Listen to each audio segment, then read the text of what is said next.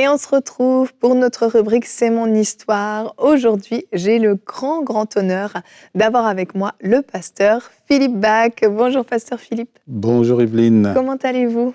Beaucoup mieux. Beaucoup mieux. Oui. Beaucoup mieux qu'il y a 9 ans en arrière. Voilà, c'est ça, oui, tout à fait. C'est ça, parce qu'aujourd'hui, vous venez nous raconter une expérience que vous avez vécue suite à une intervention chirurgicale à cœur ouvert, donc quelque chose de sérieux quand même. Oui. Mais avant cette opération, on va comprendre un petit peu dans quel contexte vous étiez. Vous étiez un homme très occupé, impliqué dans beaucoup de domaines et un peu sous pression à cette époque-là, c'est ça? Oui, donc pasteur responsable d'une belle assemblée, bien importante déjà. Et plus j'étais à l'époque président de notre région pastorale, Assemblée de Dieu dans la région Rhône-Alpes. Et je devais être aussi le président d'un congrès national que nous avons régulièrement.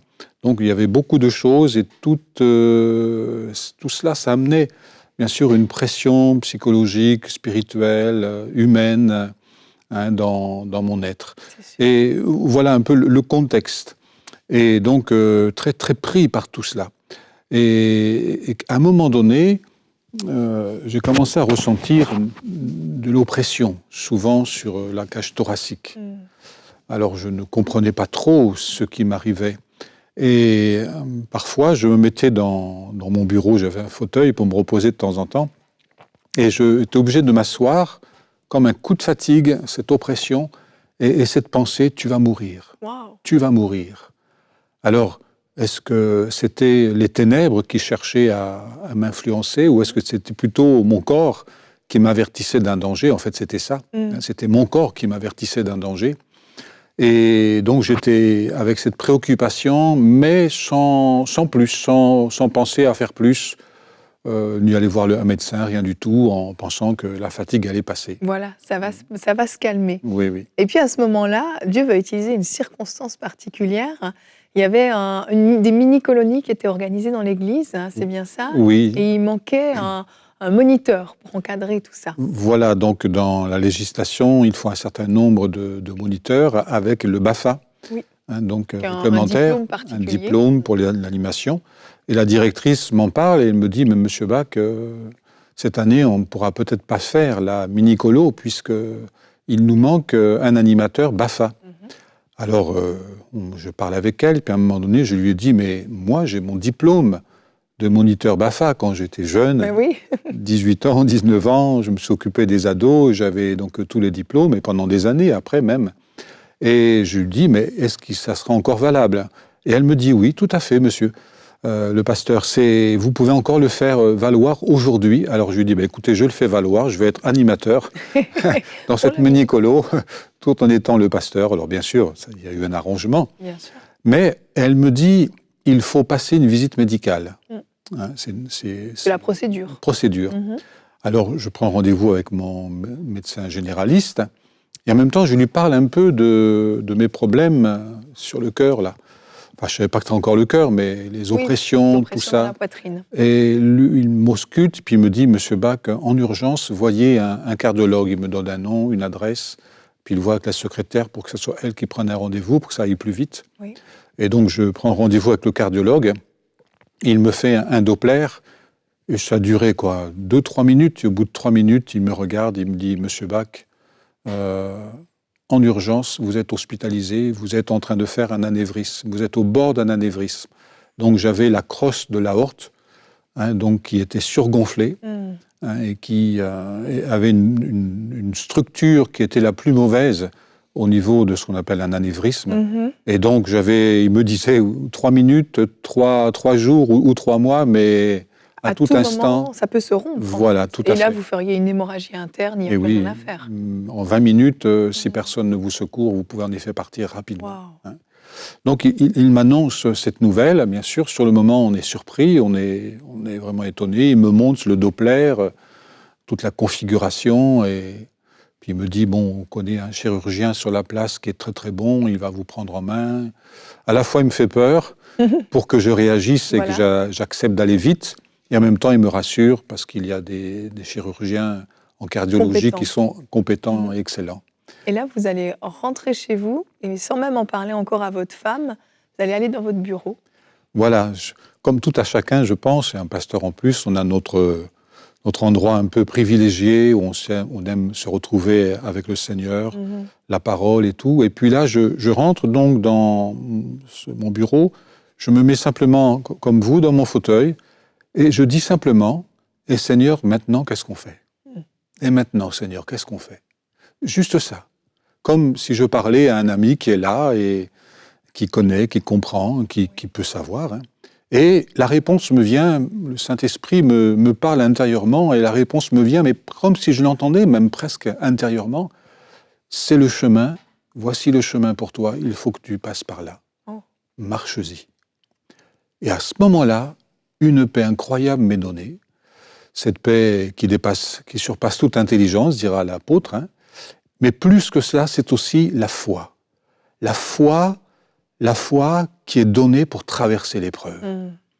Et dans cette expérience particulière, j'ai découvert cette dimension dont on parle peu, mais qui est une vérité, la foi pour traverser l'épreuve. Et après seulement, je suis allé voir mon épouse, hein, et on a partagé ensemble les choses. Et le dimanche matin, je me suis retrouvé à l'Assemblée, et en commençant à la fin du culte, j'ai laissé le culte quand même se faire, j'ai annoncé ce qui allait m'arriver, l'opération, à cœur ouvert, et je dis surtout, voilà, le Seigneur m'a donné la foi. J'aurais expliqué, la foi pour traverser l'épreuve. Et qu'il est des temps dans la vie d'un chrétien, il faut accepter et apprendre à goûter. Alors, goûter, c'est un terme un peu particulier, mais à goûter ce que les autres expérimentent dans la souffrance, dans l'épreuve. Et passer par là, ça permet aussi de mieux comprendre les autres. Jusque-là, j'avais été en bonne santé. Et là, tout d'un coup, il me fallait traverser cette épreuve, mais le Seigneur m'a donné la foi pour traverser cette épreuve. Avec cette paix surnaturelle tout à fait. Qui vous donnait l'assurance que ça allait bien se passer, oui, et qu'il n'y aurait aucun problème, en fait, que l'issue était favorable. En fait. Voilà. Et donc, je suis opéré. Donc, c'était le 5 octobre, donc, où je devais présider, c'était le congrès des Assemblées de Dieu qui commençait, qui s'ouvrait ce jour-là. Et au lieu de présider ce congrès, j'étais sur la table d'opération, mais alors j'étais soutenu par toute une assemblée de 700 pasteurs, épouses de pasteurs, stagiaires, donc voilà, qui m'ont porté à ce moment-là. Et pendant tout le temps de mon opération, le congrès a été tenu au courant par un ami qui était sur l'église, qui était là, et qui informait de mon état, de ma situation, et quand il y avait un moment un peu difficile, hop, il se remettait à prier. Ça a été un moment extraordinaire, on se sent porté, même si je ne le ressentais pas à ce moment-là. Non, mais après on le comprend. Après, on le comprend. Oui. Oui. Ouais. Et ensuite, vient le moment de se réveiller de cette opération, de savoir que tout s'est bien passé. Et là, sur votre lit d'hôpital, vous allez vivre une expérience particulière. Voilà, donc j'avais dans mon cœur exprimé ce désir devant le Seigneur. Tu me fais passer cette épreuve. Tu m'as donné la foi pour ça, pour mieux comprendre tous les chrétiens, les croyants qui passent par l'épreuve, les autres aussi. Hein. Mais Seigneur, j'aimerais, comme Paul disait, la communion à tes souffrances. Bien sûr, cette communion, elle était liée, comme Paul en parle, à la persécution, au drame terrible que connaissent bien des croyants dans le monde. Mais quand même, Seigneur, quelque chose de mieux percevoir, comprendre la profondeur de ce qu'a été... la souffrance du Christ sur la croix. Voilà, tout à fait. Et il m'a été donné, donc, la 3e journée, un soir, dans la nuit aussi, tout d'un coup, d'être saisi par l'Esprit. Et sans voir quelque chose de particulier, mais de vivre cette communication intérieure, cette vision, cette révélation intérieure des souffrances de Christ. On ne peut pas dire, c'est comme Paul dira, il y a des choses qu'on ne peut pas exprimer. Mais ce fort sentiment de cette réalité, et à la fois de Gethsémanée, quand le Seigneur a sué des grumeaux de sang, il a lutté devant son Père, à la fois la croix, les souffrances, les blessures, le cri qui est lancé devant son Père, mon Dieu, pourquoi m'as-tu abandonné ? Tout ça, ça s'est imprimé dans mon esprit très fortement, et j'ai pleuré. Alors c'est vrai qu'on peut dire que ça peut être lié au contexte médical dans lequel on est, hein, parce qu'il y a toujours une manière de pouvoir percevoir les choses. Mais quand on est croyant et quand on a l'Esprit de Dieu, on sait que l'Esprit sait imprimer sur notre cœur, dans notre pensée, des choses qui sont justes. Et ça a profondément donc marqué ma vie. Et je crois que cette dimension des souffrances de Christ, dont l'apôtre Pierre parle beaucoup dans sa première épître, il a été marqué par cela, on ne la mesure pas suffisamment. Mais les souffrances de Christ sont vraiment le moyen divin pour notre salut, au travers du sang, bien sûr, versé, au travers des meurtrissures du Seigneur Jésus, mais de comprendre comment dans la personne de Jésus, ça a été quelque chose de fort, lui qui était saint, lui qui était juste, lui qui était, je vais dire, en pleine santé aussi. Hein. Oui, tout à fait. Donc, c'est une dimension, il y avait une communion avec son Père qui était extraordinaire, et cette impression a été là, très vive dans ma vie à ce moment-là. Et comment ça a impacté votre vie après avoir vécu parce que j'imagine qu'on se sent plus intime avec le Seigneur après. Oui, alors déjà on l'était, mais on est encore plus proche de cette réalité des souffrances du Christ, mais aussi de la bénédiction qui accompagne ces souffrances, hein, des miracles, des guérisons, le pardon, le salut, la résurrection après, parce qu'on sort de cet état et on contemple le Seigneur merveilleux. Et surtout, cette épreuve, elle est double. C'est cette perception qui était donnée par rapport à Christ, mais aussi cette compréhension que les autres aussi sont éprouvés. Mon épreuve est devenue l'épreuve des autres. L'épreuve de mon épouse, de nos enfants, l'épreuve de l'Église qui nous a soutenus d'une manière remarquable. Et je crois que c'est quelque chose d'important à dire à nos auditeurs, à ceux qui nous écoutent. Votre épreuve, celle que vous traversez, le Seigneur vous accompagne. Amen. Mais elle devient aussi une épreuve pour les vôtres. Oui. Et leur rendre témoignage de la paix que vous avez reçue, de la foi que vous avez reçue pour la traverser, eh bien, va les aider. Et apprendre ainsi que mon épreuve, elle est partagée avec les autres. On n'est jamais seul. Le Seigneur s'est retrouvé vraiment seul devant l'épreuve, dans son épreuve.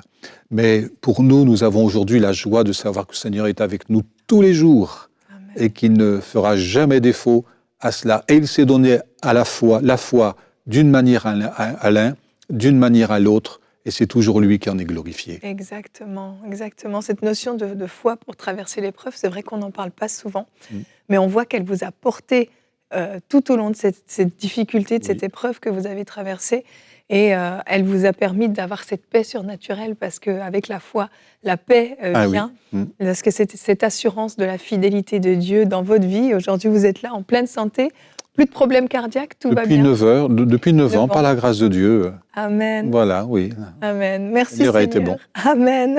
Merci beaucoup, Pasteur Philippe, de nous avoir raconté votre témoignage vraiment particulier, hors norme. Oui, voilà. On parle beaucoup de la guérison. Oui.